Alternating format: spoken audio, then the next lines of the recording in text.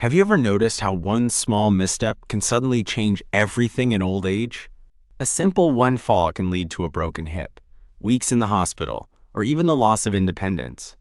It's not dramatic. It's the quiet truth many seniors live with every single day. But what if there were specific ways to walk that could drastically reduce your chances of falling no matter your age or strength? This video is all about that. We're going to talk about 6 walking habits backed by physical therapists and aging experts that are quietly helping thousands of older adults stay upright, mobile, and independent. These aren't gimmicks. These are practical, tested adjustments anyone can do starting today. If you're between 60 and 85, or if someone you love is in that range, you'll want to hear every one of these.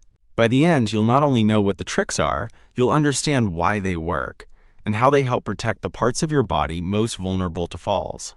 And maybe, just maybe, you'll stop feeling like your balance or gait is something you have to accept, getting worse over time. Ready to feel safer with every step you take? Let's begin. Step 1.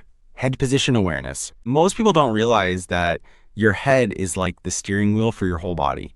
Wherever it points, your posture and balance tend to follow. That's why one of the biggest mistakes older adults make when walking is looking down too often or too far. It seems harmless, maybe even cautious, but it can actually increase your risk of falling. Here's why. When you tilt your head downward for long periods, especially during a walk, your spine begins to round. Your shoulders collapse forward, and your center of gravity shifts. This puts more pressure on your knees and hips, and reduces your visual awareness of what's ahead. You're more likely to shuffle, trip, or miss an obstacle completely. The body gets out of alignment, and that's when falls sneak in. Now, I'm not saying don't look down at all.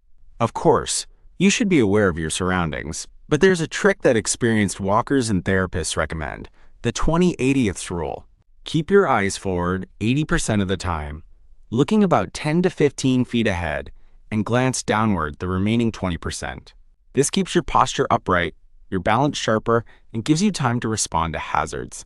Ellen, a 76-year-old retired librarian from Arizona, used to feel wobbly every time she walked down her driveway. Her son noticed she was always looking down at her feet, so he brought it up with her physical therapist. The therapist taught her to lift her chin slightly and focus ahead instead of below. Within 2 weeks, Ellen said her walks felt smoother, and the stiffness in her neck and shoulders even started to ease. She hadn't realized how much tension came from simply where she was looking. This adjustment is small but powerful, because it's not just about seeing. It's about how your body stacks itself around your vision. When the head is aligned, your spine follows, your core activates, and your whole walking frame becomes more stable. That's the goal. Not just avoiding a fall, but walking in a way that supports your entire body with every step. If you've ever felt unsure while walking, or find yourself watching the ground more than what's ahead, take this seriously. Adjust your head. Let your gaze lead you, not your fear. Sometimes the most powerful changes start with something as simple as where we look. Step 2. Arm swing rhythm, one of the most underrated tools for stability. While walking isn't in your legs, it's in your arms. When you stop using your arms or let them dangle stiffly by your sides, you're quietly removing one of the body's built-in balance stabilizers.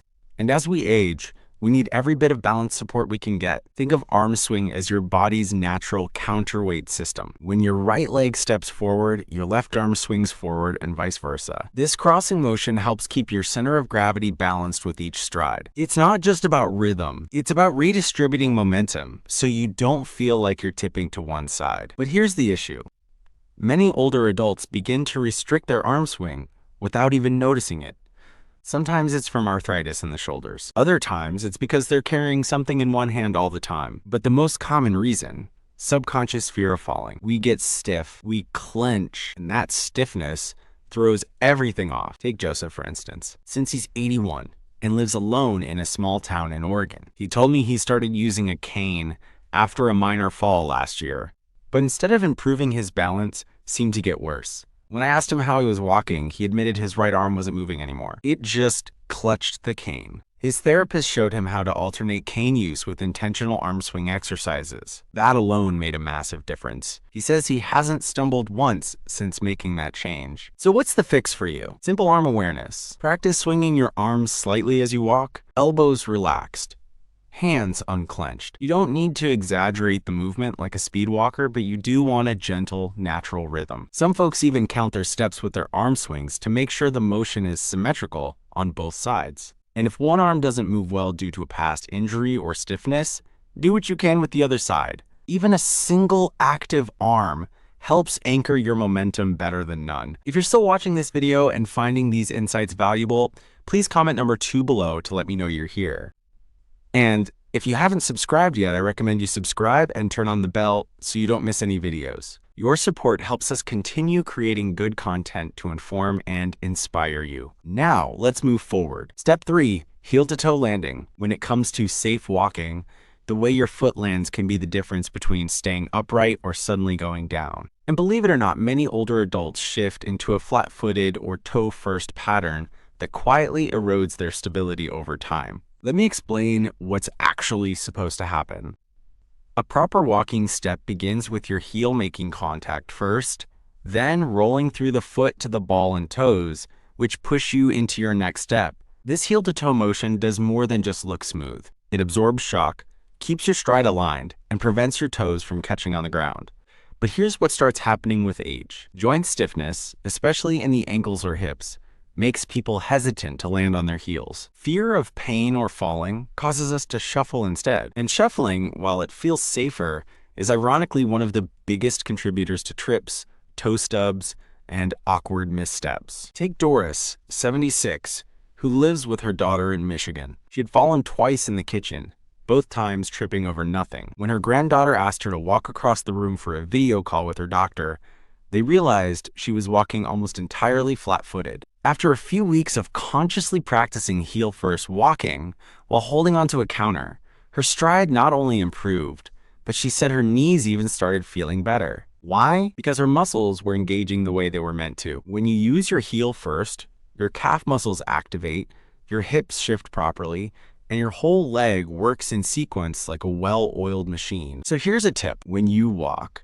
try focusing on feeling your heel touch first. It doesn't have to be exaggerated, just natural and soft. Some folks place a small towel on the floor and walk barefoot across it, slowly feeling that heel-to-toe roll with each step. It trains your nervous system to fire in the right order again. And don't worry if it feels strange at first. Your body is relearning something it already knew for decades. It just needs a reminder. The more you practice, the more natural it becomes.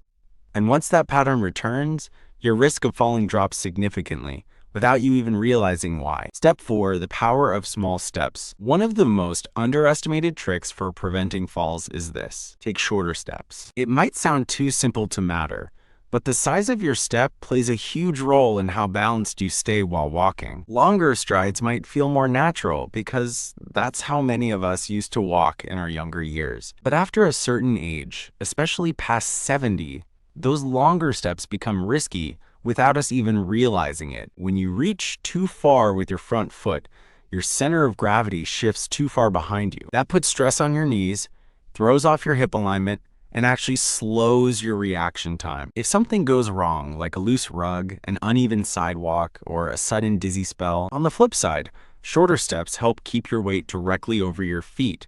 That gives you better control, quicker reactions, and a firmer connection to the ground. It also keeps your upper body steadier, which your inner ear and balance system love. Think about how a toddler walks when they're learning. Tiny steps, arms out, always close to the ground. They're building stability before speed. And as we age, we need to borrow that same wisdom. Stability first, then motion. Larry, a 79-year-old widower from Florida, had developed a habit of reaching with his steps because he felt it would get him to his destination faster. But he kept stumbling, even in familiar places like his front porch. After a physical therapist showed him how to shorten his steps and slightly increase his cadence, something clicked. He hasn't fallen since, and he even says he gets less tired now because his muscles don't have to work as hard to correct imbalance. Here's a little trick.